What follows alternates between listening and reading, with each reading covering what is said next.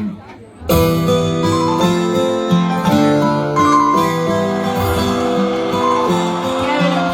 sağ olsun.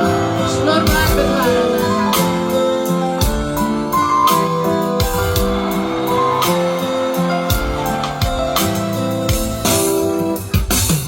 Yalnızım kedenin kızını çağırdı bulup yaşasım geliyor. Yalnızım kırgıncaktan sürülü halalıktan dolu yaşasım geliyor.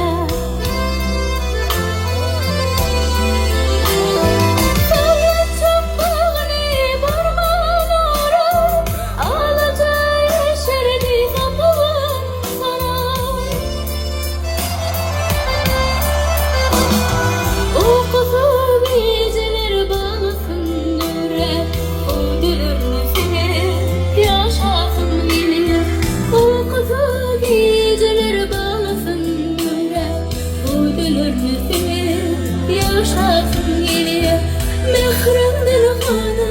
Yaşasım geliyor, sevip kimsin? Yaşasım geliyor, mehrimdir kanı. Yaşasım geliyor,